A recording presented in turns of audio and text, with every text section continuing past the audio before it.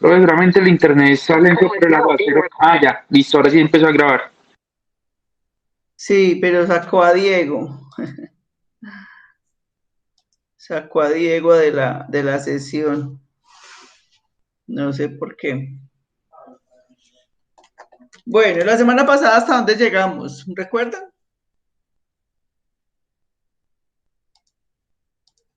¿Mm? Profe, devuelva lo que estoy copiando. Ah,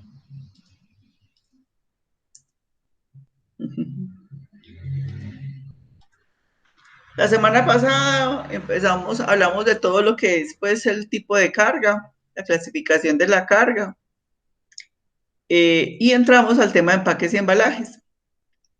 Recordemos que el tema de empaques y embalajes, cuando ya se habla de distribución física internacional, se vuelve bastante complejo porque cada negocio, cada país, pues tiene sus particularidades con relación a la regulación o leyes para los materiales de empaque y embalaje. Tiene un mercado con unas costumbres y comportamientos de compra diferente, entonces el tema de empaques y embalajes para la logística internacional es un tema que hay que tomarlo con mucha calma. El empresario realmente pues tiene que asesorarse muy bien antes de enviar un producto o de despachar una carga hacia un destino para la cual no tenga claridad frente a sus condiciones en el mercado. Hoy vamos a hablar de dos cosas. Vamos a hablar de la unitarización, todo lo que es...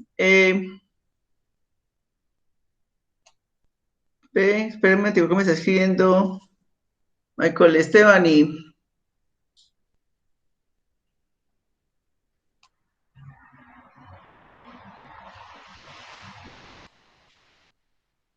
que no lo deja ingresar.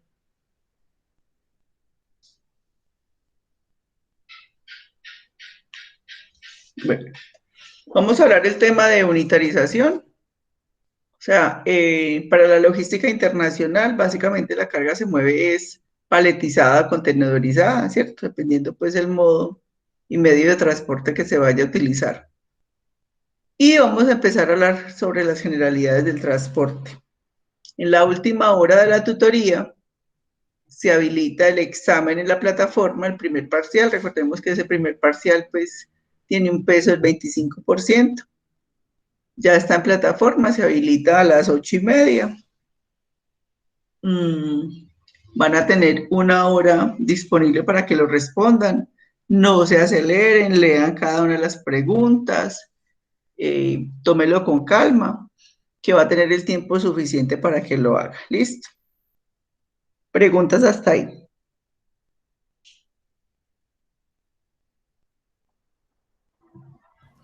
No, profe, creo que todo está claro en este momento. Muy bien, muchas gracias. Bueno, en temas de empaque y embalaje, hablar de unitarización, pues recordemos que unitarizar es agrupar, ¿no? Las ventajas de la unitarización tienen que ver con que yo voy a reducir los riesgos asociados al manejo de la carga, por un lado. Es decir, cuando se reduce el número de manipulaciones, pues la carga va a estar menos expuesta a los riesgos que se generan precisamente por este tipo de operación.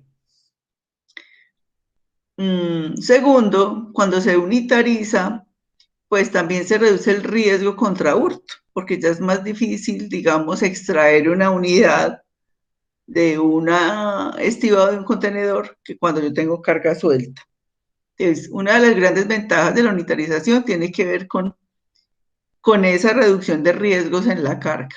Lo segundo es que la unitarización también hace que las operaciones logísticas de carga, descarga y almacenamiento sean en menos tiempo, se consuma menos tiempo haciendo las operaciones como tal, ¿no? En ese sentido, entonces, cuando hablamos de carga internacional, digamos que las modalidades que más se usan para unitarizar, pues es el paletizado, o sea, con las estivas, y obviamente el contenedorizado.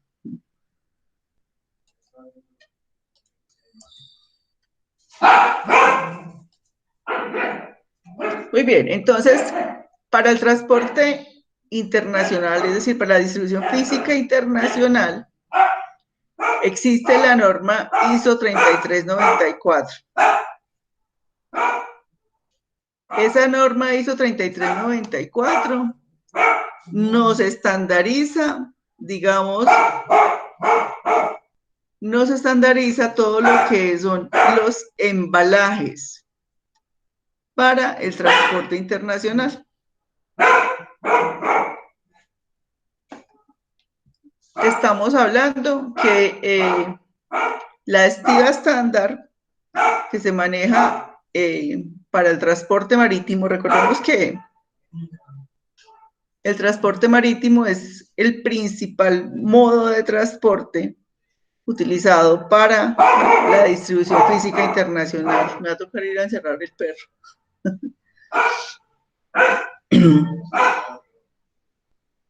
Precisamente pues porque es de los menos costosos para las operaciones de comercio exterior. La estiva marítima se tiene estandarizada en una estiva de 1 metro por 1,20. Esa es, digamos, como el estándar de la estiva marítima. Ahí está la estiva aérea y está el pallet o la estiva europea. Pero a nivel marítimo, pues que es el principal modo de transporte para la logística internacional, trabajamos con una estiva de 1 por 1,20. Lo que hace la norma ISO 3394 es establecer de forma estándar dimensiones para embalaje, ¿no? Esas dimensiones para embalaje. Me va a tocar, voy a salirme un momentico y voy a volver a entrar porque los compañeros más no hacen sino escribirme que no han podido ingresar, ¿listo? Pero a ver si puedo salirme y volver.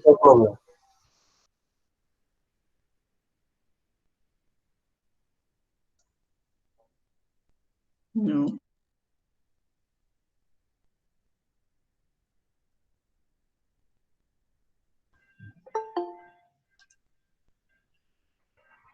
Bueno, ahí pudo ingresar uno.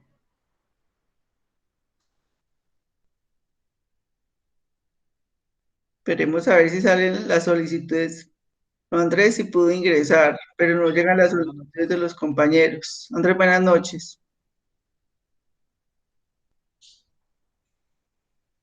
No sé por qué no pueden ingresar. No sé qué está pasando.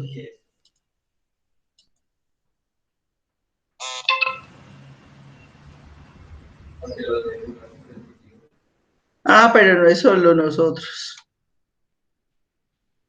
Aquí están los compañeros en los chats de la Remington, todos están como en las mismas.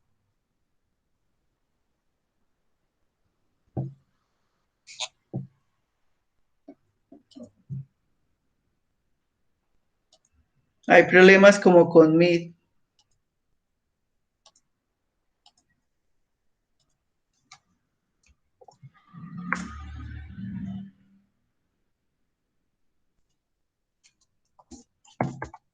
¿Por qué lo sacaste? Bueno, digamos por acá a ver. Listo, les estaba diciendo entonces que la norma 33, ahí sí le permite.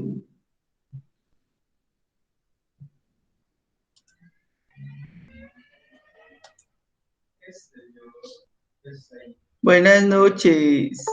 Profe, ahora sí, buenas noches, compañeros, Ahora buenas sí los noches. dejo ingresar, es que está como molestando esto, me tocó salirme y volver a entrar, pero no los dejaba vincularse, yo no sé por qué, y no Sí, llegaba muy el extraño. mensaje.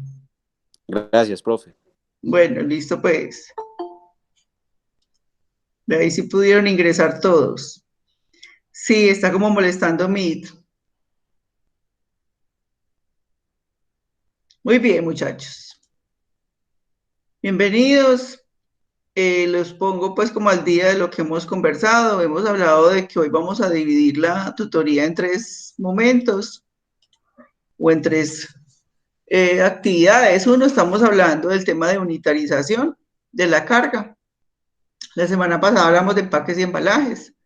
Recuerden que para la logística internacional el tema es más complejo porque pues cada país va a tener normas, leyes y comportamientos de compra que van a determinar esas características de los empaques y embalajes. Vamos a seguir, hablamos de sistemas de identificación, hablamos de código de barras y radiofrecuencia. Hoy vamos a hablar de todo lo que es unitarización de la carga y luego vamos a hablar un poco de transporte. A las 8:30 se habilita el parcial, primer parcial en plataforma. Recuerden que tiene un peso del 25%. Tiene suficiente tiempo para que lo haga tranquilo, despacio, para que lo haga muy consciente, para que lea cada una de las preguntas y la responda pues con total tranquilidad para que no se aceleren.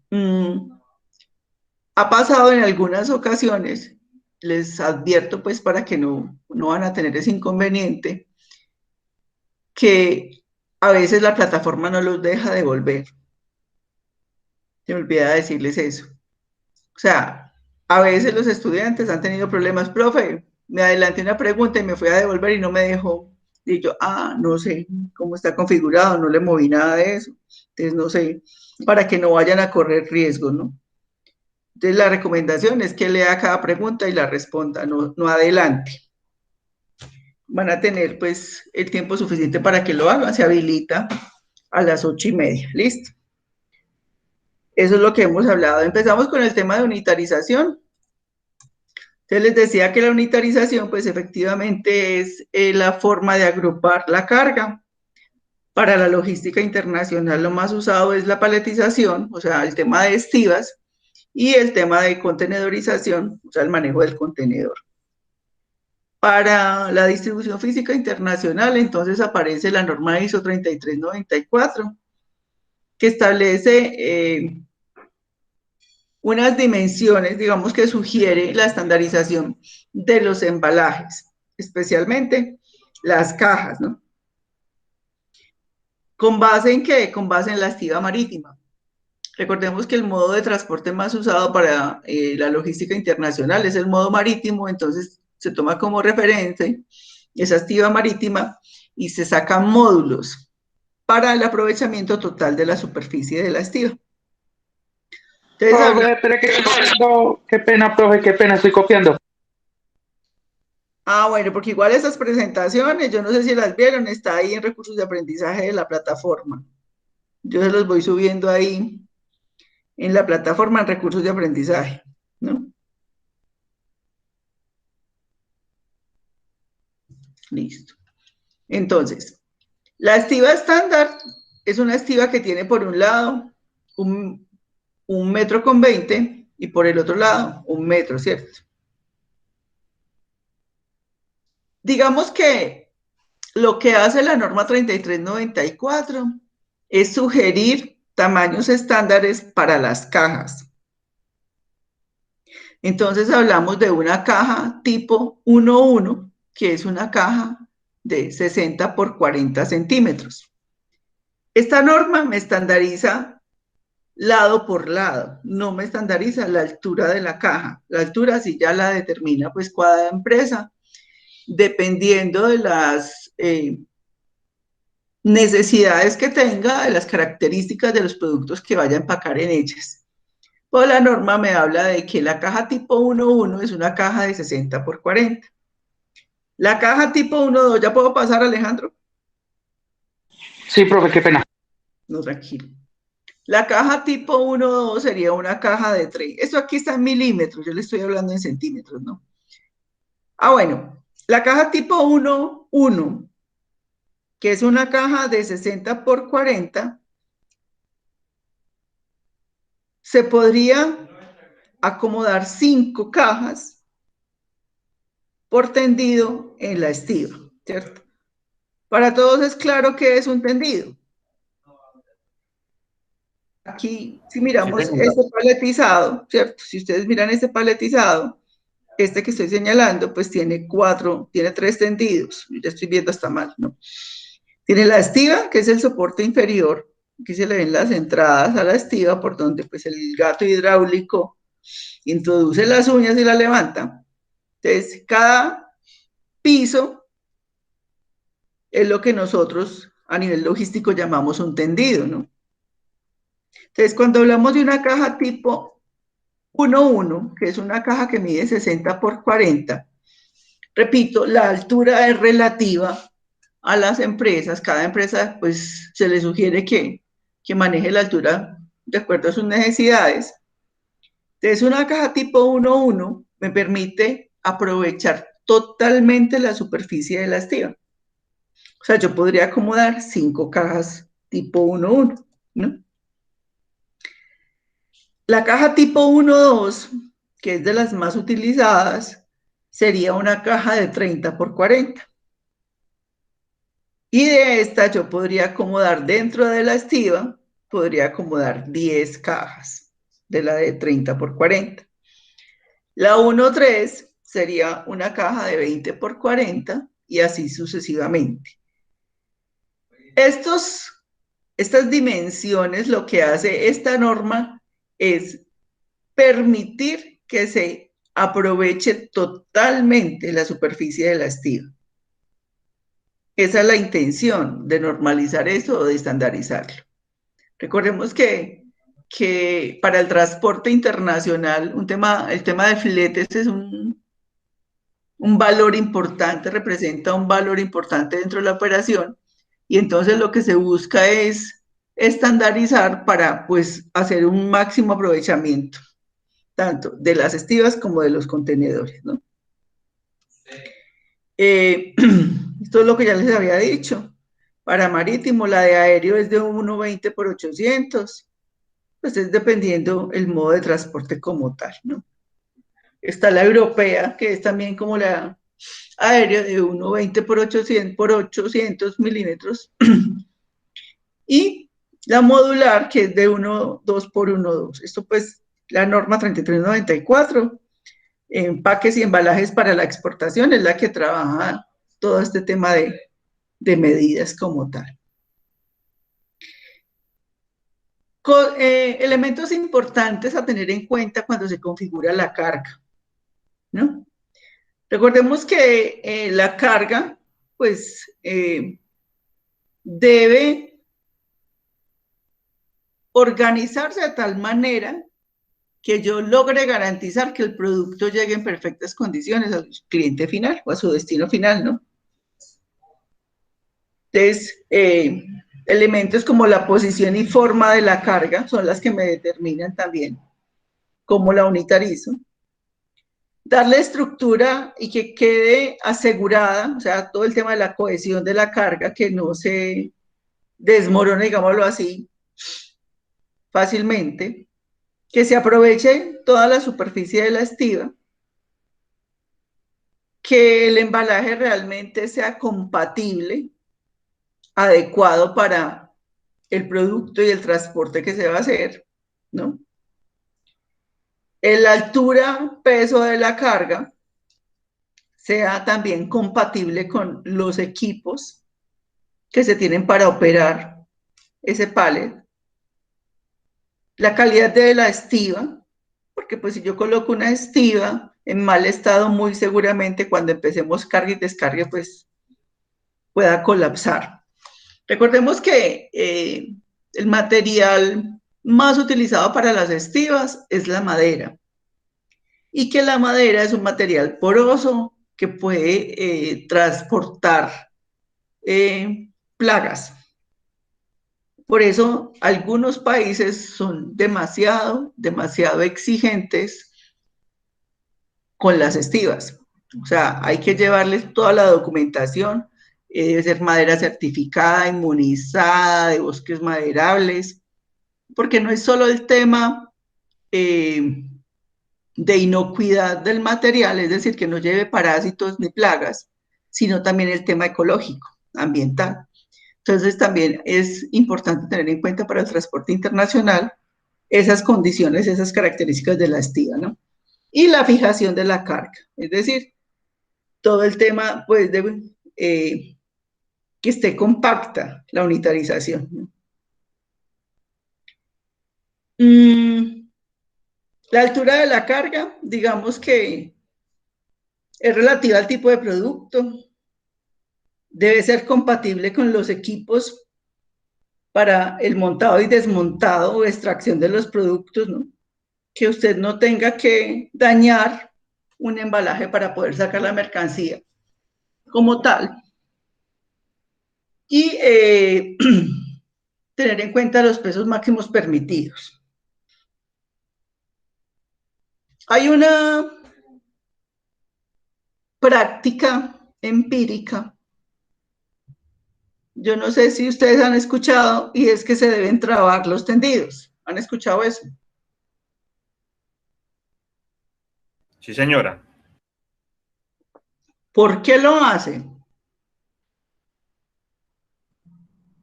Profe, pues, o sea, de acuerdo pues a lo que de pronto uno ha escuchado o que de pronto de una u otra manera pues le han transmitido a uno ese conocimiento en lo que es en la parte de almacenaje, al menos donde yo laboro, es de que al hacer los tendidos, las cajas deben ir trocadas que para darle mayor pues como estabilidad y evitar que de pronto las cajas se muevan y se salgan de la plancha como tal y se caigan o en el mismo momento en que lo están transportando, moviendo, pues evitar también como el movimiento de las cajas y que se caigan.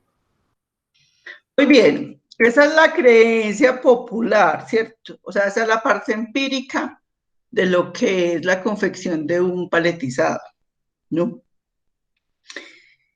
Digamos que no es que esté malo. Lo que pasa es que usted debe saber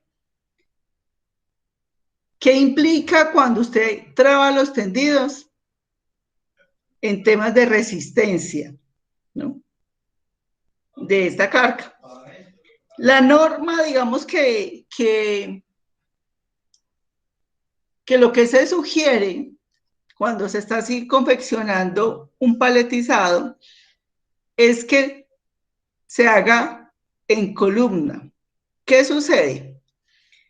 Cuando usted traba los tendidos, voy a buscar aquí, a ver si está aquí una imagen, permítame un momentico, yo avanzo aquí. No, aquí no está. No sé si está para atrás. Aquí tampoco está. De pronto acá.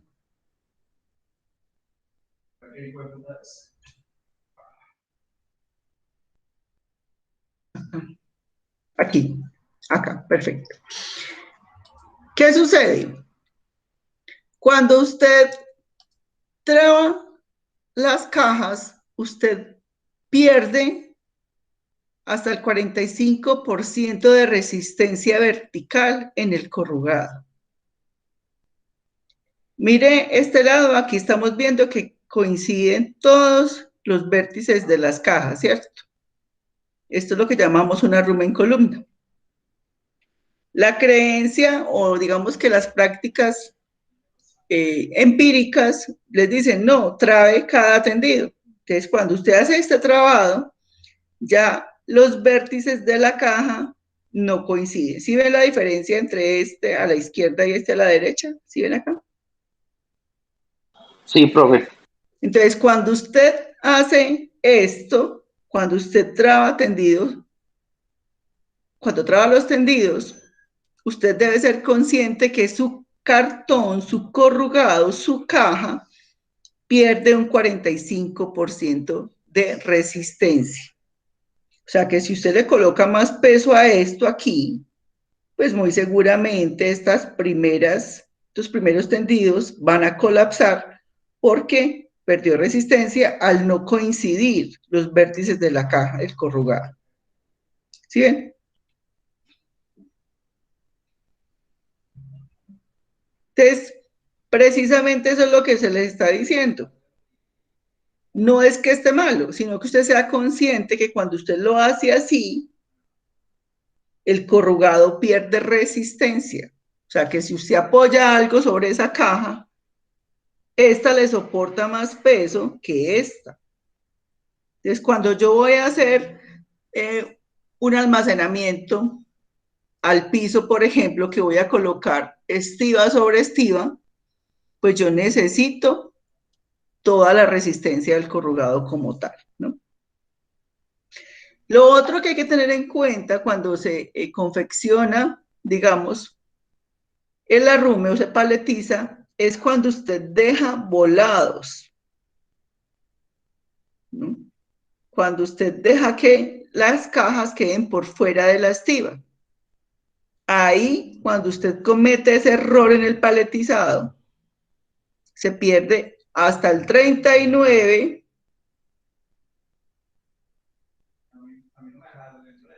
hasta el 49% de la resistencia de la caja. Por eso la norma 3394 nos llevó a eso, a estandarizar, porque la idea es que usted confeccione un paletizado de forma correcta. Todo eso lo vimos la semana pasada. Perdón, yo me adelanto. ¿No? ¿Qué se sugiere? Mucha gente dice que traen los tendidos para darle cohesión o seguridad al arrume. Entonces, lo que se sugiere es que haga los 3 primeros tendidos en columna y los últimos 2 los trae, ¿no? O que los haga todos en columna y ya intercale láminas de cartón para darle mayor estabilidad, para que la carga no se le vaya a desbaratar como tal, ¿no? ¿Cuáles son los principales errores que se cometen cuando se arman paletizados, ¿no? El desbordamiento, o sea, exceder la dimensión de la estiba. Entonces aquí es cuando perdemos resistencia del arrume.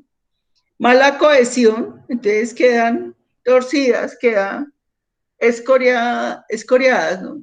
Eso se llama un escoramiento. Con protuberancias. Igual aquí está perdiendo resistencia. O la carga de entrada. Realmente la carga de entrada no le genera a usted ningún impacto en resistencias ni en estabilidad. La carga de entrada lo que está haciendo es que usted no está aprovechando toda la estiba. Es un tema ahí pues de eficiencia en el uso del recurso. Pregunta sobre paletizado.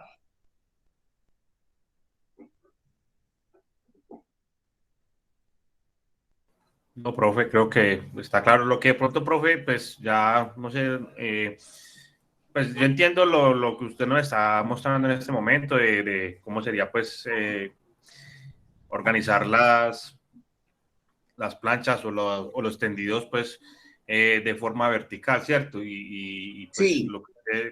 sino que me genera duda es por decir, en el momento de coger uno de esos arrumes cuando de pronto los levantan en los traspalets, en los estibadores manuales o en el mismo montacargas, al momento de levantar, pues no sé, porque he visto el fenómeno de pronto en algunos, no sé si de pronto puede ser por el mismo tema de la estiba que no soporte bien el peso, pero pues se tiende pues como a abrir un poco el arrume y pues como que uno ve que pierde mucha consistencia, entonces por eso es que de pronto se hace el tema de trabar las cajas para evitar ese fenómeno. Entonces pues no sé si es que en la norma habla de que el palet siempre debe ir totalmente paletizado, pues para evitar eso, porque pues en muchas partes o al menos en la empresa hay arrumes o palets que nosotros no se paletizan porque pues es más el desgaste de paletizarlo para llevarlo hasta un punto donde al ratico ya se va a tener que desarmar o cosas así por el estilo.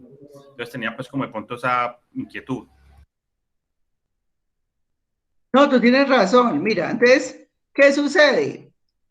Todo el tema para asegurar la carga, ¿no? Acá. Entonces hay unos unchos, unos flejes que se le colocan para que la carga se pueda movilizar de un lado al otro y no pierda estabilidad, ¿no? Por eso te digo, las cantoneras y esquineras, por ejemplo, estos, ¿no? Esta es una esquinera. Entonces lo que hacen es que sujetan la estiba, este es ya pues el plástico extensible, el retráctil, que es el que tú dices que a veces no se justifica para moverla 1 o 2 metros, usted tenga que paletizarla completamente, colocarle este material de sujeción, en esos sentidos, ¿no?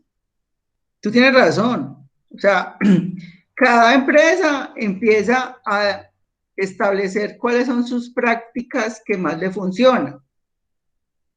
Pero te estoy diciendo, no es que esté malo trabar los tendidos, no está malo. Lo que es importante es que sepan cuál es la consecuencia o cuál es la pérdida de la resistencia en el paletizado cuando se hace esa práctica. Pero lo que tú dices es cierto, o sea, no se justifica paletizarla, ponerle el plástico retráctil, si al momentico la vamos a tener que desunitarizar, ¿cierto? En esos sentidos ahí. Y otra pregunta. Lo que hablábamos de los tipos de pallets o tipos de estiba, pues están las plásticas, están las de los materiales, digamos, alternativos en ese momento. Se están buscando y se están creando nuevos materiales, sobre todo pues porque el plástico es un material que tiene mucho impacto ambiental, entonces, y es muy pesado para el transporte, ¿no? Entonces, se están buscando alternativas con relación a nuevos materiales. Uno, porque la madera, pues primero, cada vez se está volviendo más complicado la logística internacional con estidas de madera, por todos los requisitos, le ponen muchos peros, incluso a veces hay países que no las dejan entrar, ¿cierto? Una persona que despache una carga y no verificó realmente las condiciones de las estidas en que despachó la carga, se puede meter en problemas, ¿no? En esos casos. Muy bien, hablemos de la contenedorización. Bueno, ¿qué conocen del contenedor? A ver, muchachos, ¿qué tanto saben del contenedor?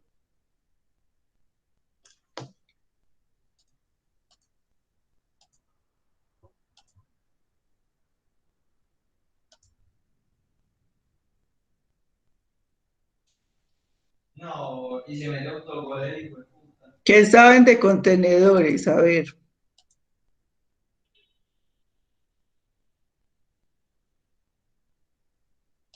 No me da eso. Nada.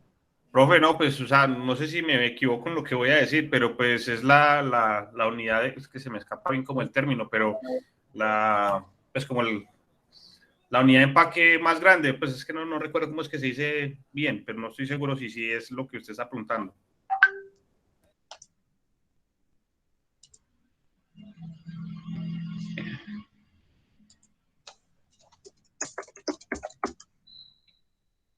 En un momentico, que es que mi hijo está por allí.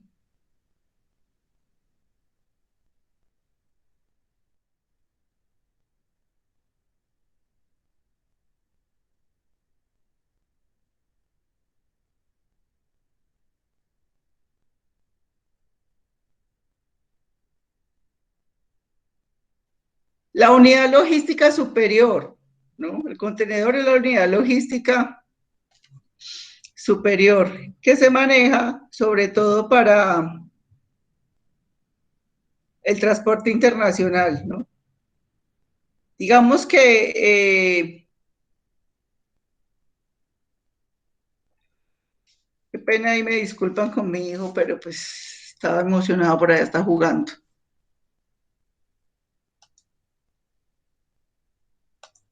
No, profe, no se preocupe. Muchachos, voy a llamar a Lisa antes de que se me olvide. Michael Esteban está, Daniel está, ¿cierto? Presente, profe. Sí, señora. Diego Andrés, Jonathan, Sí, profe. Presente, profe. Carlos Andrés Jiménez, el que no ha estado, no ha ingresado. Y Oscar Alejandro, Presente, profe. Andrés Felipe. Presente, profe. Listo, gracias.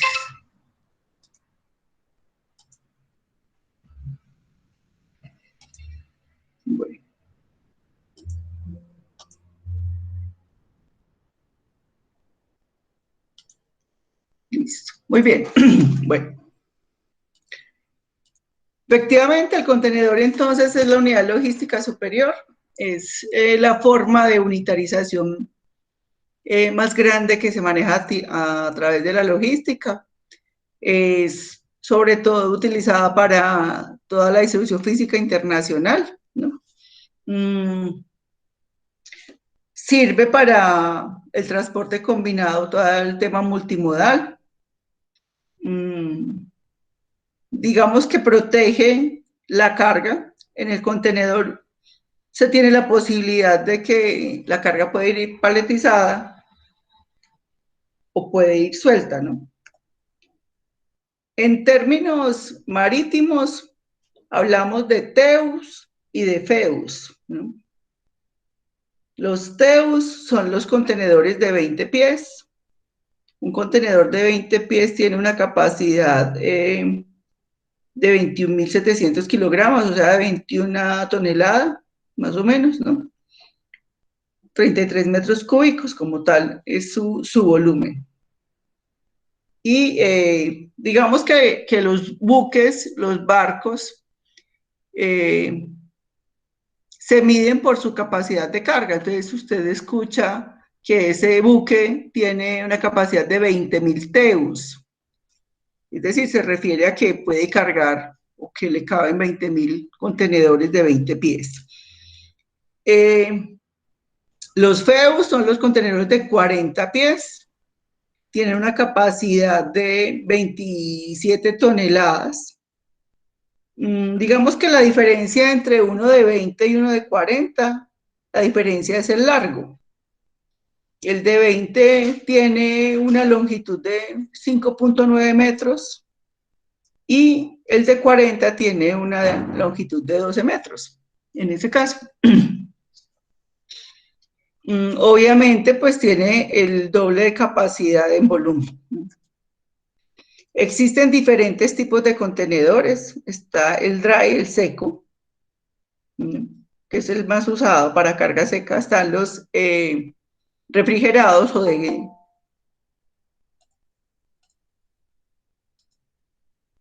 carga refrigerada. Están los ventilados, el CONAR es el ventilado. Está el de open top, o sea, el que se destapa el techo, se le puede quitar el techo, se abre por la parte superior. Está el open side. El open side se usa mucho para inspecciones en puertos, se abre de forma lateral. Está el flat track, que es como una base, sobre todo para maquinaria, carga pesada. Está el contenedor tanque para granel líquido gaseoso. El flexi tank también. El high cube es el de máxima altura. Half cube y el flat, que es como la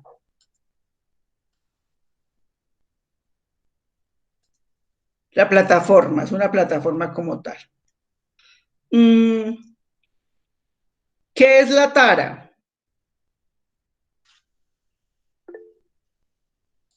¿Qué es la tara? El peso sin nada sin nada adentro. Sí, señor. Muy bien. Buenas noches, Carlos Andrés, ¿cómo están? La tara es el peso en vacío. La tara es el peso en vacío del contenedor o del camión, ¿no? Para carga a granel, la tara es muy importante porque el granel, recordemos que ¿qué es la carga a granel, muchachos? La carga suelta, profe. La carga, el granel es la carga que no tiene empaque y que se mueve por grandes volúmenes. Entonces el granel, como no tiene empaque, se controla a través del peso, ¿no? Entonces, en puerto, cuando llega granel, ejemplo, llega soya o llega harina que no viene en ningún empaque, sino que viene en buques graneleros, las grandes bodegas graneleras. Entonces lo que se hace es que se pesa el vehículo en vacío. se carga el vehículo con granel y vuelve y se pesa. Y ahí es donde sacamos las cantidades de mercancía que se está moviendo de granel. Por eso la tara es muy importante como dato de control como tal, ¿no? Entonces, aquí están las dimensiones de los contenedores.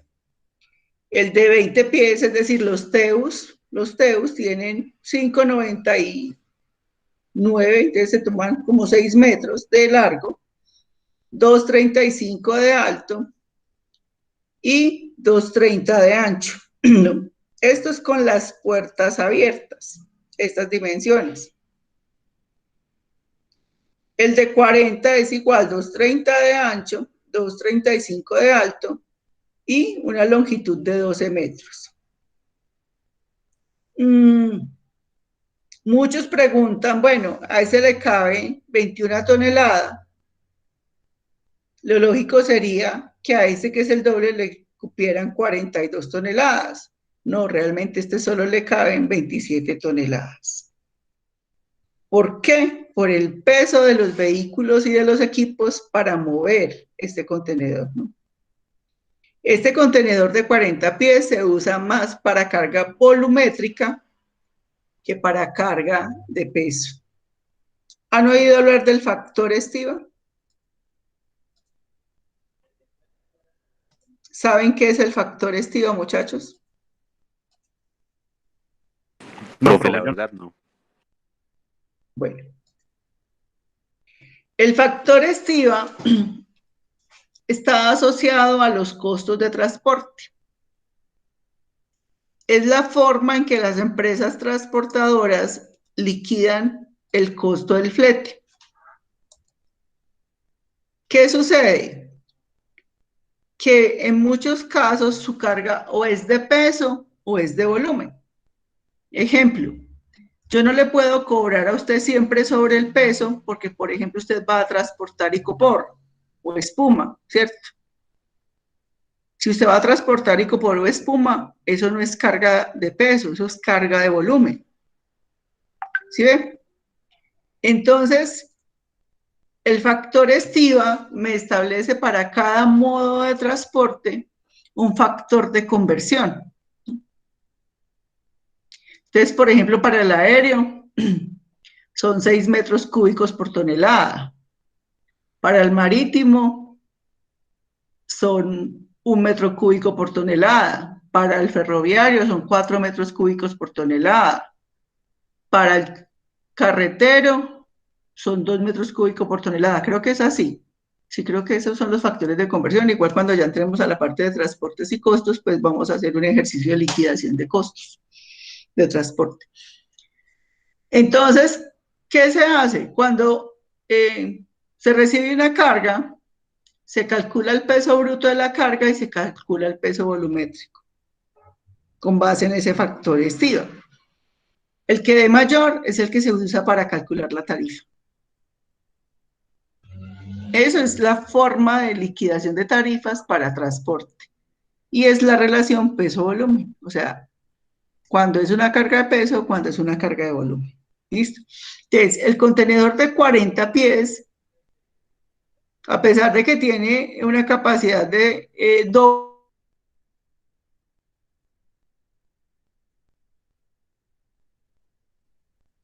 doble, digámoslo así, desde 20 pies. ¿Es claro ahí? Pues se entrecortó la comunicación. Sí, recortó, escucharon. No, profe, yo también le escuché entrecortado. ¿Hasta dónde me escucharon? No me escucharon nada. No, sí, profe, lo último ahí que mencionó Lo que iba a respecto decir del a la contenedor de tara. 40 pies, profe. Ah, bueno, que a pesar de que es el doble de largo del de 20, yo no le puedo echar el doble de carga del de 20. Que el contenedor de 40 pies se usa para carga de volumen, no de peso. Eso es lo que les quería decir. Muy bien, entonces aquí tenemos el open top, que tiene pues esta pausa, se abre por la parte superior. Este es el de la apertura lateral, open side, que se usa mucho para inspecciones, para revisar la carga. Este es el ventilado, contenedores ventilados. Estos son los de cadena de frío. Estos son los contenedores tanque para granel líquido o gaseoso. Este es otro contenedor tanque, FlexiTank. Este es el flat rack y el flat, que es como la base metálica donde mueven maquinaria. En fin, preguntas sobre los contenedores. Profe, un aportecito ahí de pronto con el tema de la tara, que también he visto aquí mismo, pues empresas dentro del país que cuando, digamos, un tractomula va a entrar a una empresa a recoger mercancía, normalmente piden que entre vacía, la pesan vacía a la entrada y a la salida pues vuelven y la pesan, y eso tiene que coincidir con el despacho realizado. Entonces creo que aplica ahí pues como con el tema de la tara, ¿o estoy equivocado? No, perfectamente. Esa es la forma de control de lo que es granel, ¿no? Precisamente porque es muy complicado. Usted mueve bultos, usted cuenta los bultos. Usted mueve cajas o estivas, usted cuenta las cajas y las estivas. Ahí, digamos que es más fácil el control de la carga, pero sobre todo para granel es a través del peso. Por eso es tan importante pesarlo, ¿no? Igual pasa en las carreteras. Recordemos que el asfalto tiene, digamos, unas características, o ha sido diseñado para unas características de circulación de los vehículos. Por eso existen las básculas en las carreteras, ¿no? Porque precisamente cuando se excede ese peso máximo que soporta la carretera, pues la carretera se va a deteriorar más rápidamente. Entonces, precisamente a través del peso es que se hace el control. Bueno, ¿usted qué tanto está movilizando? Porque puede que el vehículo sí sea permitido, sí tenga la capacidad, pero la vía no le aguante. ¿Preguntas ahí? No, profe. Muy bien. Recordemos que en el tema pues, de la distribución física internacional,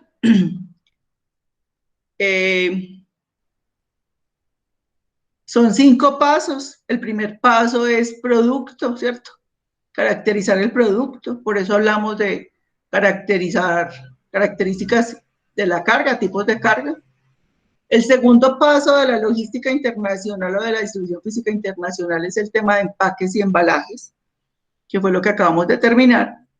Y ya de ahí empieza el tema de modos y medios de transporte. Entonces vamos a entrar al tema de modos y medios de transporte. Vamos a hacer un recorrido rápido por cada uno de los modos de transporte y las generalidades. Ya después de eso vienen lo que son importaciones y exportaciones, todo el tema de Incoterms,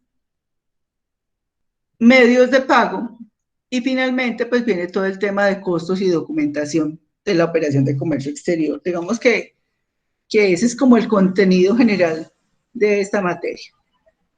¿Qué tanto saben del transporte, muchachos? A ver, ¿no?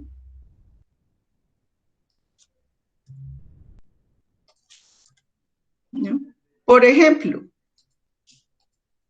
¿qué es el transporte? ¿Por qué es importante? ¿Cómo se clasifica? ¿Cuáles son las características más importantes del transporte? Los escucho.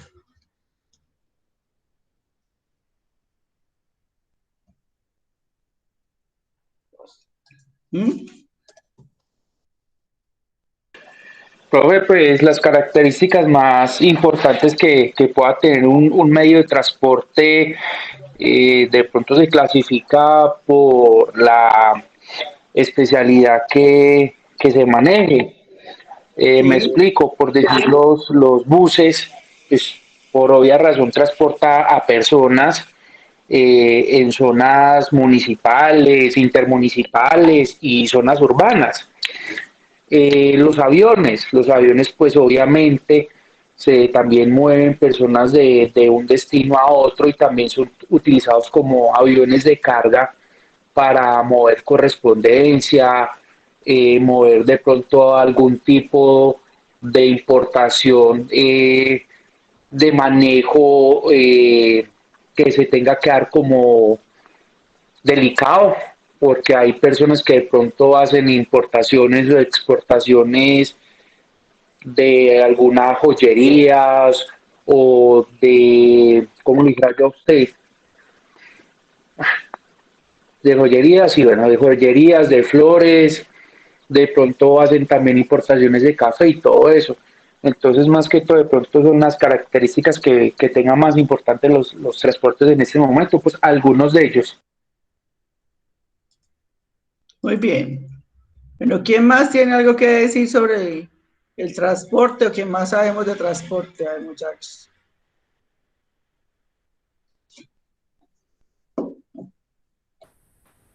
Profe, pues de pronto diferenciar entre lo que es la logística de transporte y lo que es la logística de distribución, que pues digamos de alguna manera a veces uno puede tender a confundir como los dos términos. Pues ya digamos en el tema pues de carga, pues entiendo como logística de transporte, como el movimiento de la mercancía como entre empresas, ¿cierto? Y pues digamos que eso lo hace diferente con la logística de distribución, que es más ya hacia el cliente final, ¿cierto? Es como lo que podría pues como aportar ahí. Gracias, Carlos Andrés. Bueno, la logística de distribución es precisamente esa operación de acercar el producto al cliente, ¿no? Al consumidor final, ¿no? Y se tiene que valer a través de lo que es el transporte para poderlo hacer. La logística de distribución implica la planeación de las rutas, el canal, los intermediarios y la forma como voy a llegar al cliente, ¿no? Ya todo lo que es la logística de transporte, pues es enfocado realmente al manejo de la flota o la operación como tal del movimiento de bienes y servicios. Muy bien. Cuando uno habla de transporte, lo primero que uno tiene que entender es que esta es la operación logística que más se subcontrata, ¿no? El transporte es la operación logística que más tercerizan las empresas. ¿Por qué?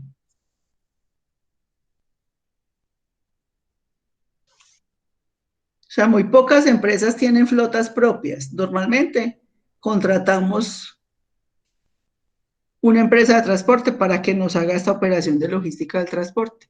¿Ustedes por qué creen que sucede eso? Profe, de pronto por tema de costos. No todas las empresas tienen la forma de sostener una flota de camiones para transportar mercancía. Bueno,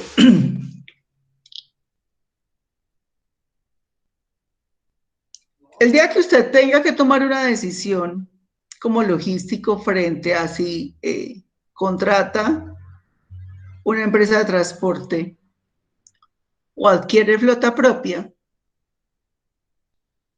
digamos que el costo no puede ser el único factor de decisión, ¿no? Esta operación de transporte es la más tercerizada porque es compleja. Porque es una operación que maneja muchas variables y muchos actores dentro de ella. Entonces, como es compleja, a las empresas a veces se les complica la vida. Yo debo tomar la decisión de entregar este proceso cuando me doy cuenta de que no estoy en capacidad de hacerlo bien. Es decir, la razón principal de por qué el transporte se terceriza es porque yo debo buscar un especialista, alguien que sepa hacerlo bien, ¿no?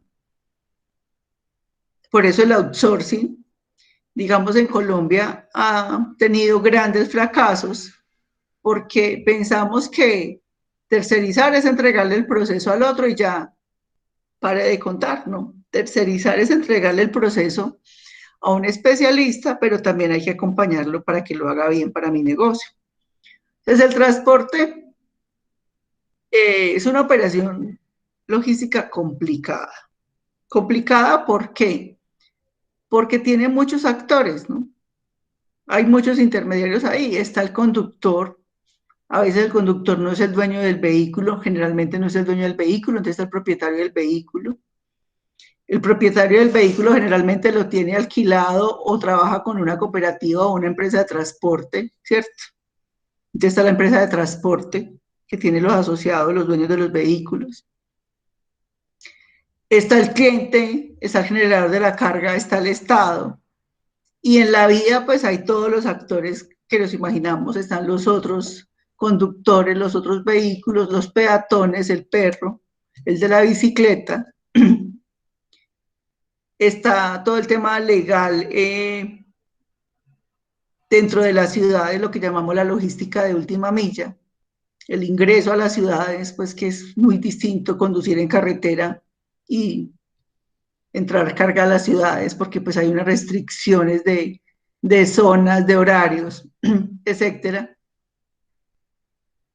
Entonces es una operación muy complicada, por eso las empresas deciden buscar un especialista. Y obviamente al buscar un especialista, pues el impacto directo empieza a ser en costo. Disminuye el costo. Yo como organización no me desgasto tanto en una operación que realmente no conozco muy bien. Y mejoro el nivel de servicio con mis clientes. Por eso es una de las que normalmente uno encuentra que se contratan por otro lado, ¿no? Entonces, el transporte, de forma sencilla, es el movimiento entre dos puntos de personas o productos, ¿no? Eso es transporte. Pero logísticamente hablamos del transporte bajo estas condiciones. Asegurando que la recepción, manipulación y entrega se dé en el momento adecuado con la calidad de los productos, desde su origen hasta su destino. Recordemos que ahí estamos trabajando por ese principio de la logística de garantizarle la calidad y condiciones de producto a lo largo de toda la cadena, ¿cierto? Desde el fabricante hasta el consumidor final. Y lo más importante, permitiendo visibilidad completa del proceso al generador de la carga, es decir, la trazabilidad. Uno de los retos más grandes que tenemos como logísticos es lograr que los productos, como salieron de fábrica, lleguen al consumidor final. Y esta operación de transporte en muchas ocasiones, digamos, es una de las que no ayuda a que eso se cumpla, ¿no? Yo me acuerdo que había una empresa acá de Pereira, tenía las dos modalidades, flota propia y flota contratada, ¿cierto? O sea, la flota propia no le daba abasto, no le daba la cobertura que necesitaba, entonces también tenía contratos con empresas de transporte. Pero te estaba presentando un alto nivel de devoluciones, un alto nivel de averías de los clientes, y contaba el director logístico que entonces, bueno, empezaron a hacer seguimiento y se dieron cuenta que el transporte, digamos, era una de las variables ahí que nos les estaban ayudando a cuidar el producto. La empresa hizo una estrategia muy, muy inteligente, me pareció a mí, y es que invitó a todos los conductores, porque realmente el conductor es el que está en contacto con la carga, ¿no? no es el dueño del vehículo, no la empresa de transporte, sino el conductor como tal. Los invitó y les hizo una fiesta con las familias. Los invitó a la empresa. Y con las familias les hicieron almuerzo, les dieron cerveza y todo el cuento. Y mientras las familias las entretenían con otra cosa, invitaron a todos los conductores a conocer su proceso productivo. Les hicieron todo un recorrido por la planta de producción, mostrándoles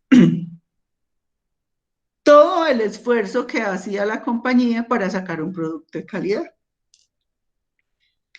Ya después de que hicieron todo el recorrido por la planta, los llevaron pues a una sala de conferencias y les dijeron que ellos eran importantes y que los necesitaban para ayudar a cuidar su producto y que llegara en muy buen estado a sus clientes. Con esa estrategia, la empresa redujo sus averías y sus devoluciones casi en un 30%. ¿No? Porque ellos ya vieron cuál es el esfuerzo que hacía la compañía al sacar productos de calidad y fueron más conscientes de cómo manipularlo y cómo transportarlo. Entonces, ahí es muy importante.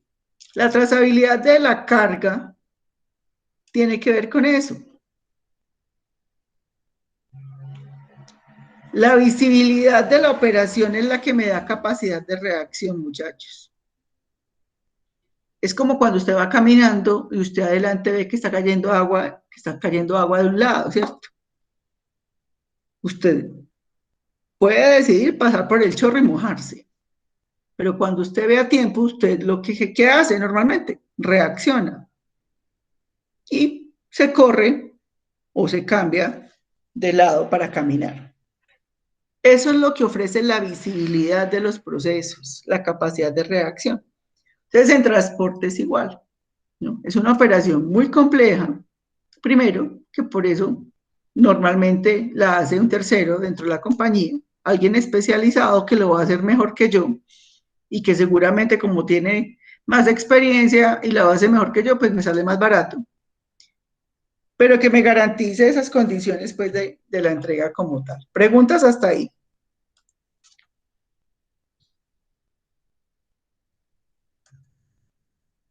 Hablamos que el transporte tiene 4 grandes significados. Significado histórico, económico, social y ambiental. ¿Por qué hablamos de significado histórico del transporte?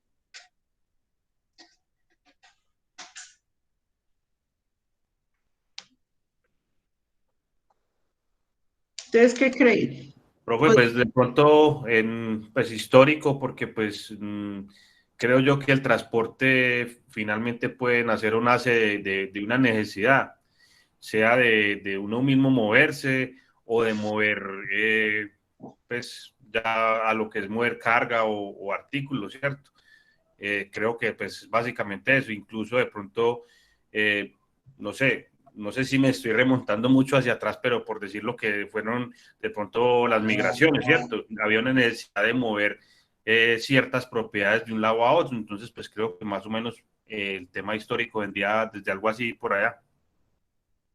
Bueno, ¿qué opina el resto de compañeros? Daniel, Diego, Carlos Andrés, Alejandro, Michael. Profe, pues yo creo que el movimiento, digamos, el transporte, pues acompaña la evolución del país o de cualquier país, porque finalmente,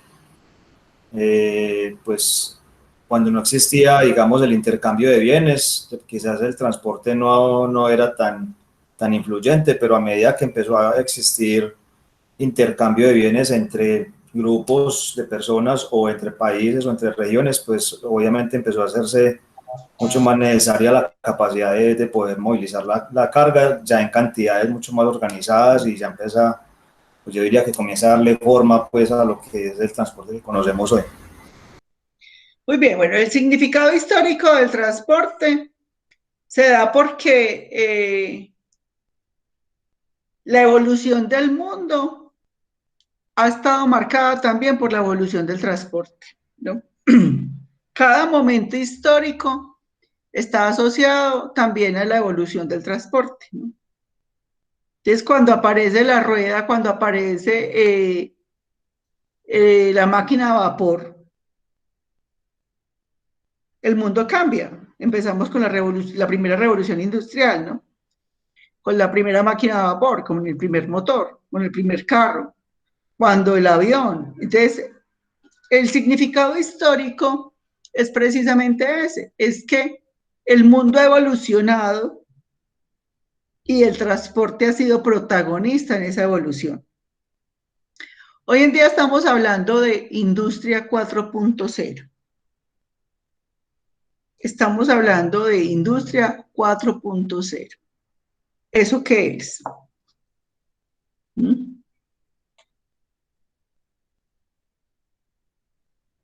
¿Qué es la industria 4.0, muchachos? ¿Qué han escuchado? Profe, yo he escuchado que eso tiene que ver con el Internet de las cosas o el IoT de las cosas.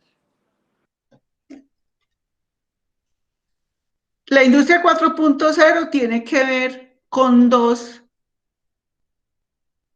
elementos fundamentales. Uno, la información. Dos, la tecnología, ¿no? Digamos que el mundo está evolucionando a que todo sea a través de herramientas tecnológicas. La pandemia les hizo el favor de acelerar el proceso, ¿no? La pandemia nos obligó a todos a conectarnos de esta forma, a usar una cantidad de aplicaciones que finalmente lo que hace es eso, el uso de la tecnología y la información. Y el transporte es igual. El transporte en este momento, digamos, ¿cuáles son las tendencias? Si uno empieza a mirar tendencias del transporte, ¿qué está pasando en el mundo a nivel de transporte? ¿Ustedes qué han oído? ¿Mm?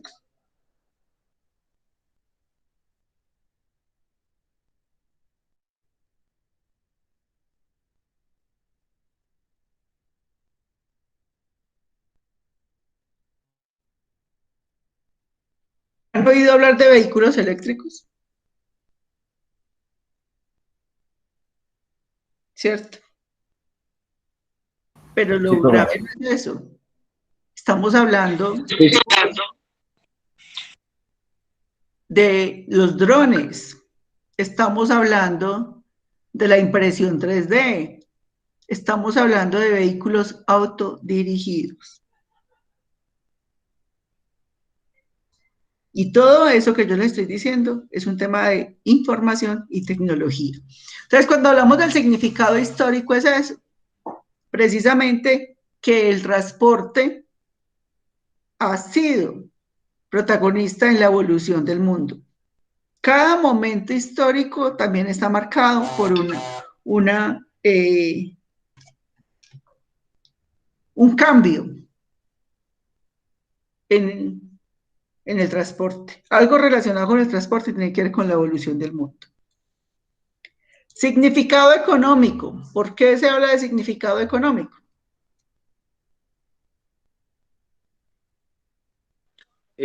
Profe, de pronto por la movilidad, por el tipo de transporte, pues como usted lo mencionó ahora, los vehículos ya están viniendo eléctrico, entonces esto ha ido pues como evolucionando y también a ayudar como a ahorrar y alguna parte pues del dinero, ¿me entiende, profe? Como a economizar pues esa parte en la forma del vehículo.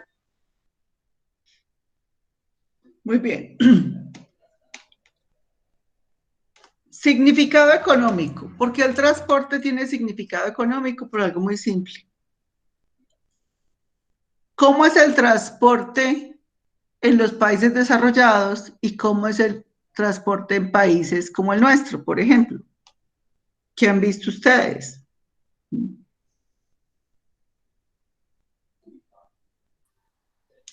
Profe, pues hay mucha diferencia, ¿cierto? Pues en el tema, o sea, empezando que en países del exterior, pues implementa el multimodalismo, ¿cierto? O sea, está, por ejemplo, esos tren bala, pues, o sea, hay mucha diferencia. Y en el tema de, por ejemplo, de temas de vehículos eléctricos y eso, es algo pues que ya está muy desarrollado a comparación de nuestro país. Sí, señor. Muy bien, Diego. Mire, el transporte tiene un significado económico porque está relacionado con los tamaños de la economía. Entre más desarrollado sea un país, mejor es su transporte, ¿no? Toda su infraestructura de transporte, ¿no? Más evolucionado también es su transporte, ¿no? Y ni siquiera pensemos en comparar países, comparemos ciudades, ¿no? Si comparamos ciudades como Bogotá, Medellín, con ciudades como Pereira, pues ellos tienen sistemas de transporte, se supone que son más evolucionados para sus condiciones de ciudad. Entonces, el transporte es un indicador de medición y progreso.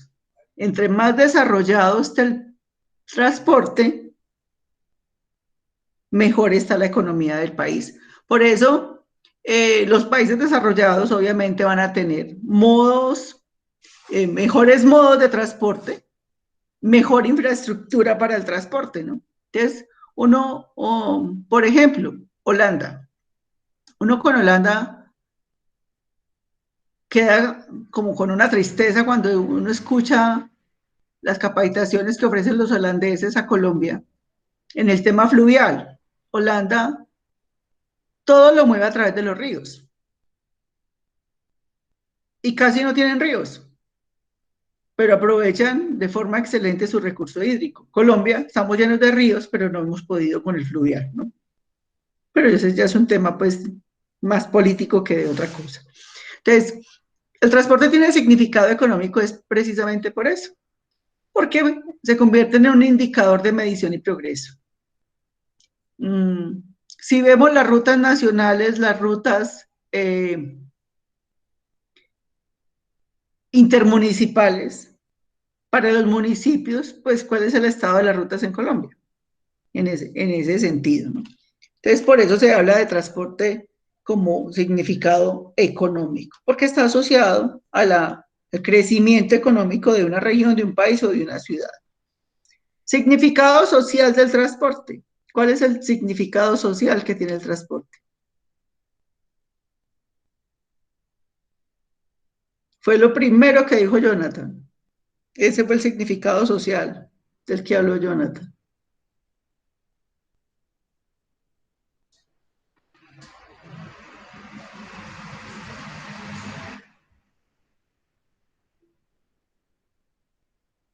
Profe, el impacto que generan las relaciones comerciales, cliente, proveedores, empresas, no sé. Sí, el transporte es el que nos ha permitido compartir culturas, ¿no? Es el que nos ha permitido ir y conocer otros productos o que lleguen otros productos que no conocíamos.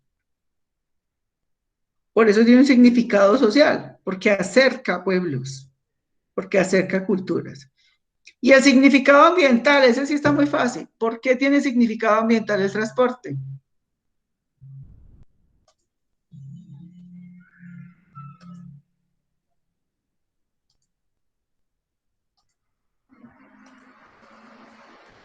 Profe, pero no sé si tendrá de pronto que ver con, pues, el tema de lo que es la contaminación que genera el mismo transporte, ¿cierto? Y pues ahí entraría de pronto a relación el tema de lo que son también los vehículos que son ecológicos. No sé, pues si tenga pues mayor relevancia nombrarlo, pero pues en la parte ambiental yo considero es eso, de que tiene que ver con el medio de, o sea, de mover las mercancías o la necesidad que haya en el momento se haga por medio de un transporte o un medio que sea lo menos perjudicial para el planeta como tal. Muy bien, precisamente es eso. Es la operación logística que más contamina, ¿no? Recordemos que los gases de efecto invernadero son los que producen el calentamiento global. Los gases de efecto invernadero lo que hacen es que la Tierra atrape más rayos de sol de lo que debería. Y el principal gas de efecto invernadero es el dióxido de carbono. El dióxido de carbono se genera por el uso de combustibles fósiles, como el diésel o como la gasolina. Por eso el transporte es la operación logística que más contamina. Precisamente por eso se buscan alternativas de biocombustibles, de vehículos eléctricos. Mi hermano la semana pasada estábamos hablando precisamente y él trabaja con una empresa aquí grande del sector eléctrico y me decía de que para el 2020, antes tenían la legislación, digamos, extendida hasta el 2026 y él me dice que no, me dijo, no, eso ya se corrió, eso más o menos 2022, 2023, el tema de vehículos eléctricos. Es decir, van a empezar Colombia, le está hablando de Colombia, que el compromiso es que ya se incentive de forma fuerte el uso de vehículos eléctricos y se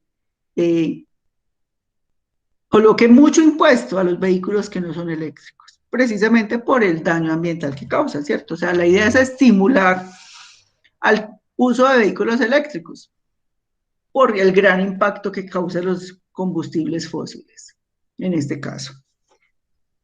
Es claro los impactos y su importancia como tal. Bueno, primero entonces, el transporte es una necesidad colectiva esencial, lo que decía Jonathan, los seres humanos tenemos que movilizarnos, ¿no? Es un medio de integración regional, nacional y mundial. El tema social está involucrado directamente con el transporte. El tema económico es un indicador de medición y progreso. Entre más grande o más robusta sea la economía, mejor va a ser su sistema de transporte. Es un proceso dinámico, está en constante cambio, en constante evolución. Elemento fundamental para la distribución física. O sea, yo no puedo acercarle productos al consumidor sin el transporte. Es necesario hacerlo, ¿no? Y es un soporte básico para el movimiento de insumos y productos. Es una de las actividades preferidas para subcontratar, ya les expliqué por qué. ¿Cómo se clasifica el transporte? Entonces, la clasificación del transporte se hace según 5 criterios. Hablamos de transporte según su naturaleza, puede ser público o privado, ¿no? Es clara esa clasificación, cuándo es público y cuándo es privado.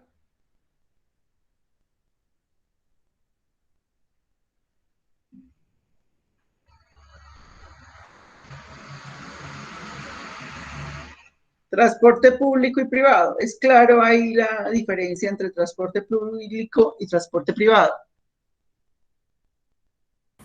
Sí, profe. Listo. Según el cumplimiento de normas, entonces yo hablo de transporte legal o transporte clandestino. Y aquí siempre me gusta preguntarle a los estudiantes, ¿qué opinan de los Uber, de los InDriver? ¿Será legal o será clandestino? ¿Ustedes qué opinan?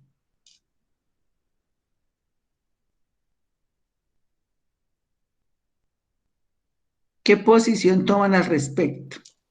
Pues, profe, yo creo que en nuestro país se termina como clandestino. ¿Por qué?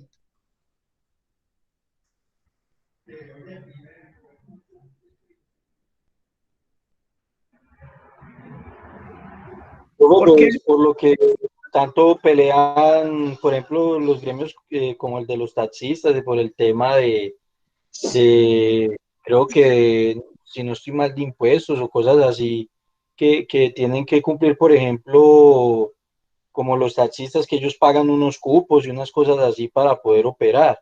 Y pues obviamente pertenecer a como a una asociación o a un grupo pues establecido. Listo, Diego. Profe, lo que dice Diego es verdad. Lo que pasa es lo siguiente, que a los taxistas, obviamente, pues el cupo está entre los 90 y 120 millones de pesos para estar dentro de una empresa conformada o cooperativa como se conoce. ¿Qué pasa? A los taxistas y a las personas que están ofreciendo el servicio público les exigen tener un seguro de responsabilidad civil y daños contra terceros, tener el SOAT, la tecnomecánica y por eso tener un seguro adicional por si mi Diosito no lo llega a querer, llega a pasar algo, entonces el seguro pues ya obviamente responde. Entonces aquí en Colombia, pues obviamente el servicio de las plataformas Uber, Endrive, que prestan algunos carros particulares, pues obviamente los taxistas se molestan por eso, porque a ellos sí les toca pagar para poder tener todo el día, mientras que estas personas solamente tienen el SOAT y entonces ese es el problema y el pleito que tienen en este momento aquí en Colombia con esa clase de plataformas, profe. Muy bien, muchachos, mire, el tema aquí es que nosotros no tenemos argumentos todavía para decir que ese negocio es legal o es clandestino. El tema aquí es que la legislación colombiana, las leyes colombianas, no están adaptadas a este modelo de negocio, ¿cierto? Es como hablar de la criptomoneda, ¿no? Los Bitcoin. Entonces, hablábamos del Banco de la República como el emisor, ¿cierto? De las monedas colombianas. Entonces, ¿el Bitcoin qué es? Es si sirve o no sirve. ¿Qué pasa? No hay legislación, apenas a legislar, ¿no? Entonces, es un tema todavía que el Estado, el gobierno, está obsoleto en las leyes para este tipo de negocio. Y eso es lo que hay que entender. El mundo está cambiando. La forma de hacer negocios está cambiando. El comportamiento del consumidor está cambiando. Y ahí es cuando las leyes, el Estado se tiene que modernizar. Por eso es la pelea, por eso es que no han podido, digamos, eliminar completamente estas plataformas, porque les están aplicando una ley que realmente no les aplica, que no es adecuada para ellos. Entonces ahí es el gran problema que se tiene en temas de transporte. Muy bien, según el objeto, entonces el transporte es transporte de pasajeros, transporte de carga o transporte mixto. Según el ámbito geográfico, yo hablo de transporte urbano, regional, nacional e internacional. Y según la forma de uso de vehículos, yo hablo de transporte masivo, semimasivo y paquetero, ¿cierto? Preguntas sobre esta clasificación.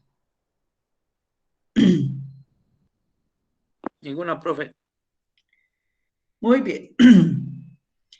Cuando se está configurando una operación de transporte, y Carlos Andrés nos hacía una observación muy valiosa, y es la diferencia entre lo que es la distribución y lo que es el transporte, ¿no?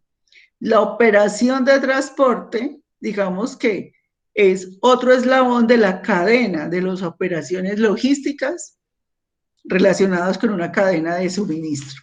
Entonces, cuando se va a planificar una operación de transporte, pues hay unas preguntas obligatorias que se debe realizar, ¿no? Primero, ¿qué se va a transportar? ¿Cuándo se va a transportar? ¿Cuál es el punto de origen y el punto de destino de la carga? ¿Cuáles son las rutas posibles del transporte? El tiempo estimado del transporte, restricciones de peso y volumen, restricciones de rutas, peajes, abastecimiento, clima. ¿Qué disponibilidad de modos y medios de transporte se tiene? ¿Han oído hablar de la última milla? ¿Qué es la última milla, muchachos?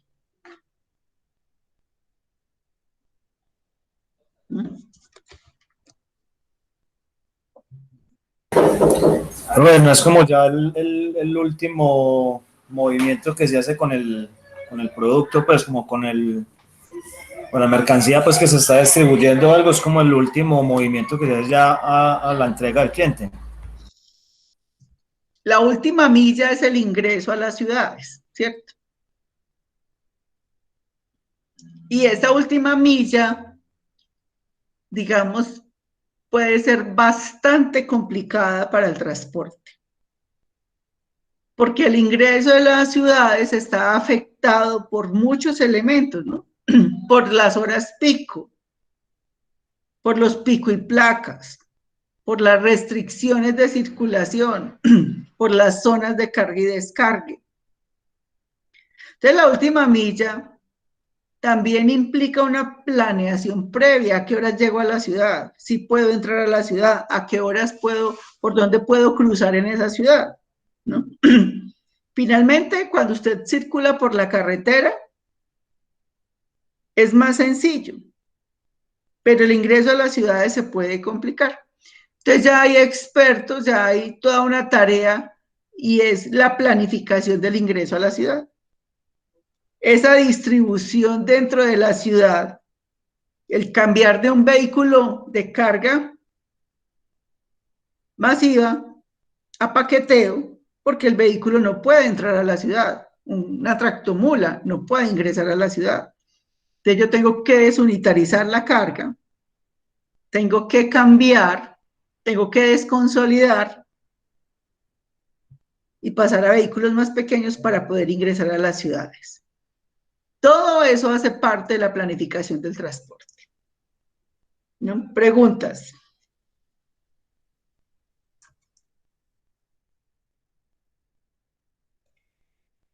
Bueno, los elementos básicos del transporte. ¿Qué compone un sistema de transporte o la logística de transporte?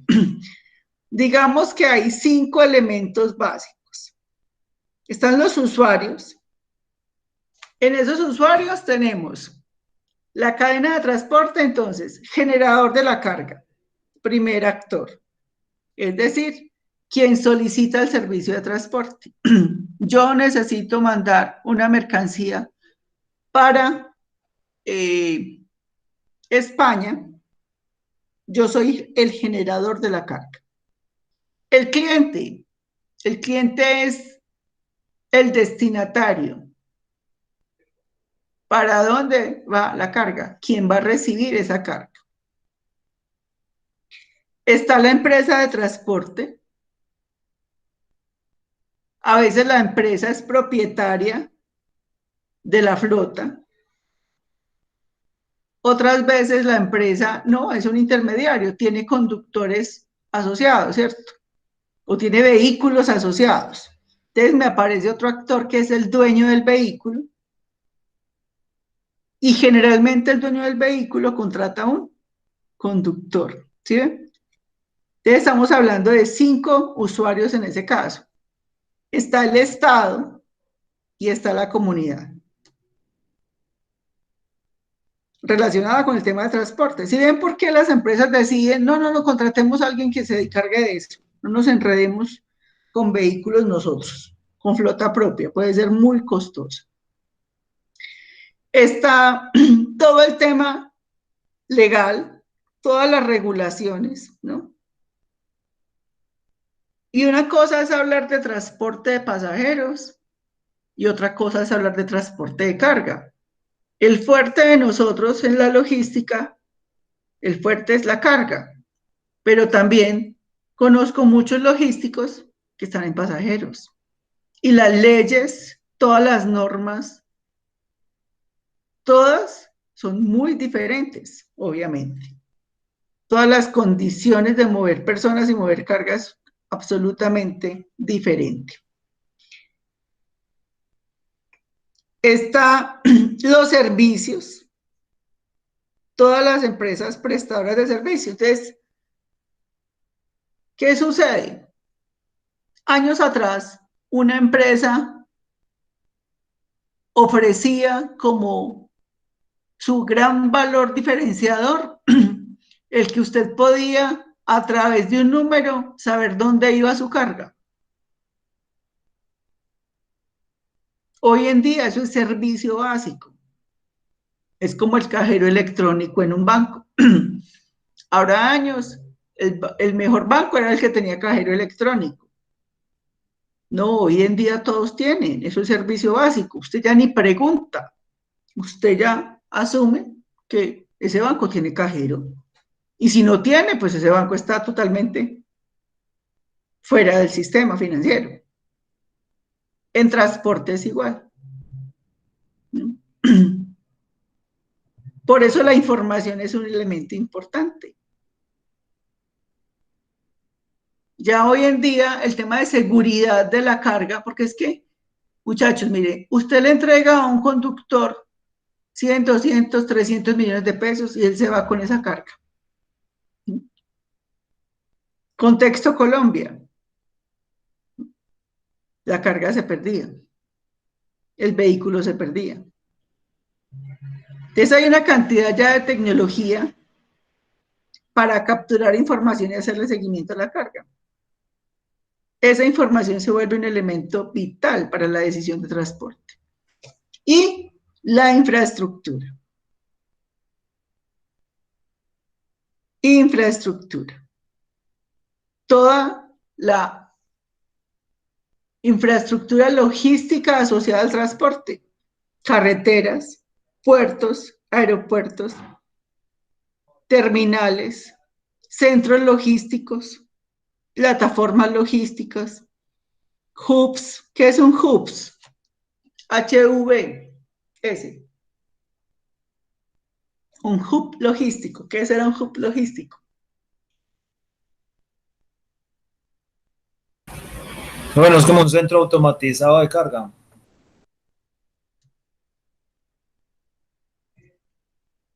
No. Pues no tiene que ser automatizado. Un hub logístico es lo que se está volviendo Pereira. ¿Qué pasa con Pereira en ese momento en términos logísticos, muchachos?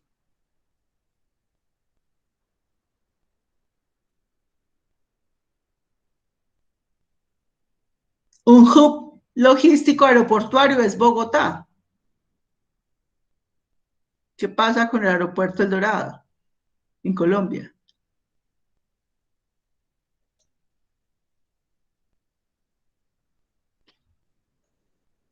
Los hubs es donde llega toda la carga del país y se distribuye a nivel nacional o internacional.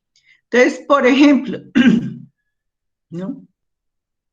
Pereira no tiene vuelo directo a, me olvidó la ciudad, Bucaramanga. ¿Qué hay que hacer? Pereira, Bogotá, Bogotá, Bucaramanga. Porque el hub, o sea, de donde van a salir todas las rutas, es de Bogotá. Igual está pasando en Pereira en temas de carga, ¿no? Pereira está siendo consolidada como una plataforma logística para la distribución nacional. Por temas de estrategia y de costos,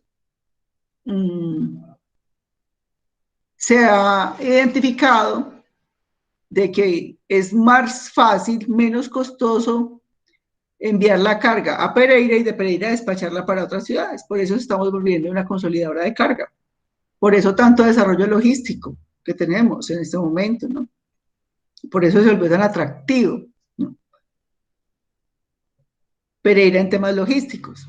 Eso es un hub, ¿no? Hay puertos en el mundo que llega la carga y de ahí sale para otros países.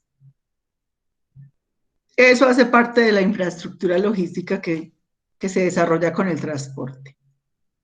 ¿Preguntas hasta ahí? ¿Mm?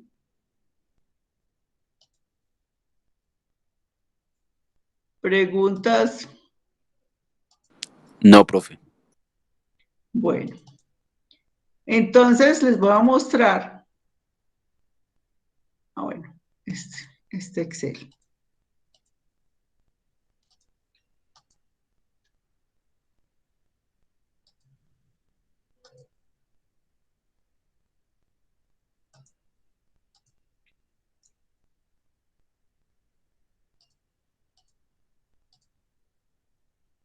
¿Están viendo este Excel que estoy mostrándoles acá? Sí, profe. Muy bien.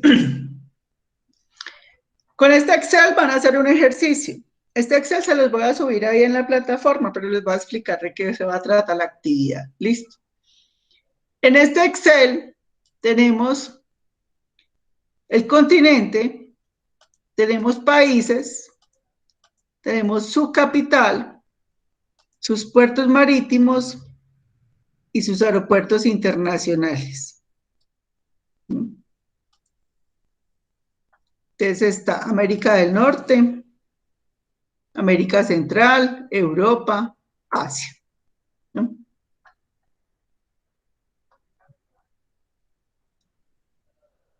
Usted va a escoger de cada continente, va a escoger un país, ¿no? No escoja 2 países, eso está muy fácil, de 2 países, ¿no? Mentiras, escoja solo un país. Y va a buscar imágenes de por lo menos un puerto y un aeropuerto relacionado, ¿no?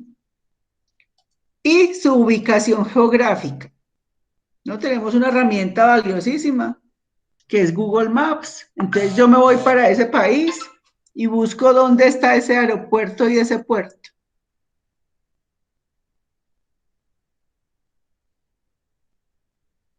Con ello construye un Word, es decir, ejemplo, yo cogí México, ¿no? ¿Dónde está México en el mundo? ¿Cuál es su ubicación geográfica? Y busco un puerto, por ejemplo, Manzanillo. ¿En qué parte está el puerto de Manzanillo en México? Entonces yo abro un Google Maps y lo busco. Y un aeropuerto. Aeropuerto de Cozumel. ¿Dónde está Cozumel? ¿Es claro el ejercicio? Sí, profe. Señora. ¿Cuál es la intención? La intención es la infraestructura logística internacional, ¿no?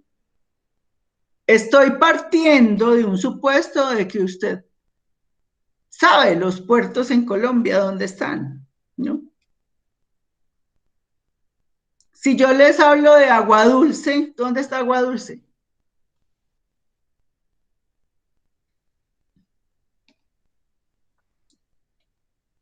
¿O tendremos que hacerlo también nacional? Profe, Buenaventura. Ah, bueno, ya me estaba asustando. Sociedad Portuaria de Palermo.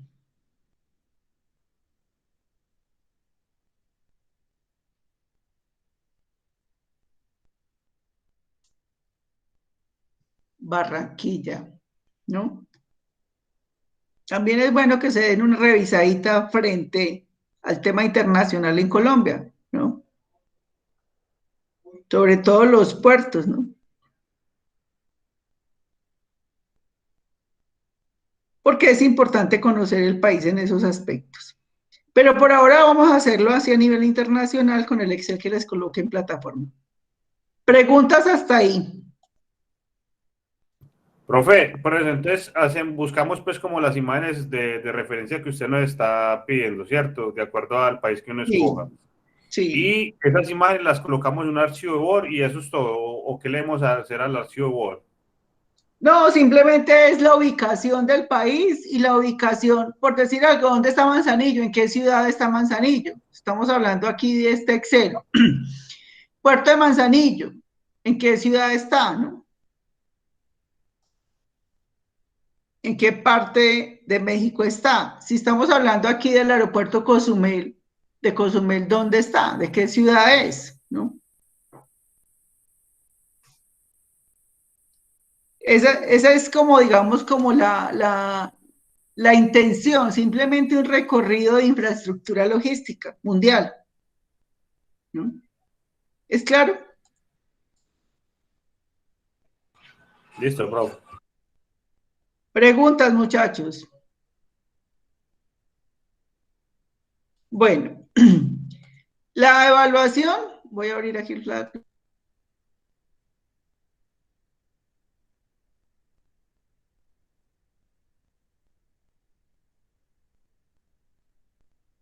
Profe, ¿y ese Word lo subimos a la plataforma? ¿Usted deja un link o se lo enviamos a algún lado, al correo?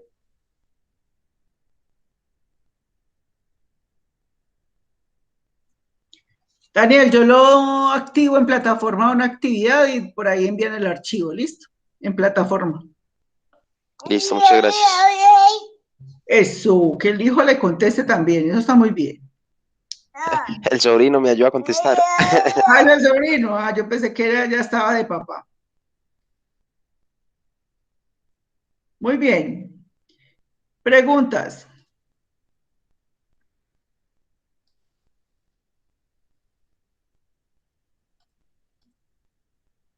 Bueno, ya vamos a ir cerrando, finalizando. ¿Cómo van con la exposición?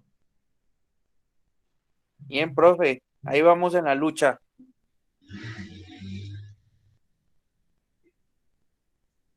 Bueno, quiero mostrarles algo acá.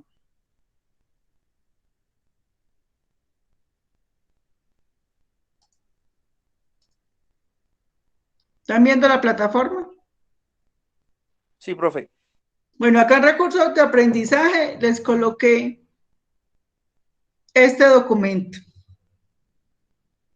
Rúbrica para evaluar exposiciones, ¿no?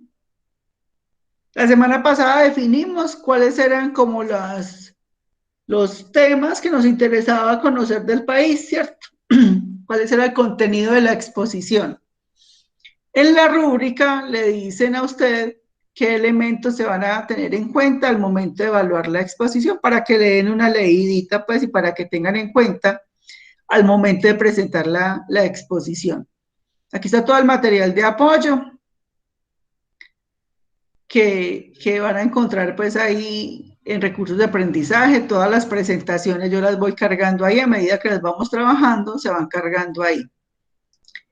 Y aquí van a encontrar el primer parcial, ¿no? Recuerde, el primer parcial van a tener hasta las 9:30, lo que es el tiempo de la tutoría, hasta las 9:30 para realizarlo. No se acelere, no les garantizo que puedan navegar libremente en las preguntas. Las otras veces nos ha pasado que la plataforma no los deja devolver, entonces para que no vaya a adelantar y luego de pronto el sistema no lo deje devolver. Pues yo no le modifiqué nada a eso, entonces no sé realmente si deje o no deje adelantar. Usted verá si corre el riesgo. Yo les comento porque otros grupos alguna vez tuvieron un problema, profe, yo me puse a adelantar y no me dejó devolver, y le dije yo no sé ahí qué le pasó al sistema. Le va a pedir una contraseña para hacerla, para ingresar. La contraseña es internacional, con I mayúscula. ¿Listo? Esa es la contraseña de acceso a la evaluación. Se activa precisamente a las 8:30 hasta las 9:30. Si usted a las 9:30 no la ha enviado, él le hace el envío automático y le contabiliza las preguntas que alcanzó a contestar hasta esa hora. Pero no vaya a dejar hasta esa hora para enviarlo, ¿no? El examen no es tan largo, pero por favor, lea tranquilamente. ¿Listo? Preguntas, dudas, inquietudes.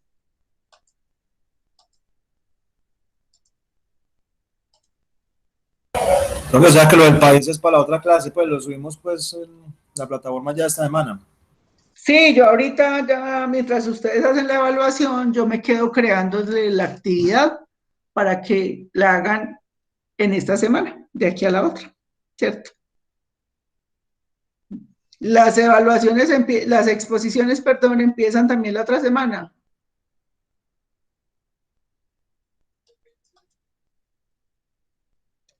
¿Cuándo quedamos que vienen las exposiciones? Ah, no, para el 24. O sea, la próxima semana tenemos sesión con contenidos de transporte, terminarlo de transporte y empezamos a hablar de los términos de negociación, los Iconterms. Y ya para la de arriba sí es la exposición del país, el 24 en 15 días. ¿Listo? Listo, profe. ¿Preguntas, dudas, inquietudes?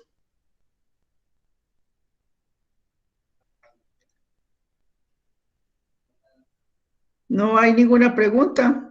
Entonces dejamos ahí para que tengan tiempo de estirarse un momentico antes de empezar a hacer la evaluación.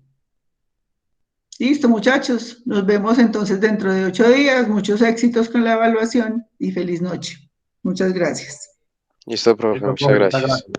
Hasta luego, Estén- profe. Muchas gracias. Chao. Bueno, que estén muy bien. Hasta luego.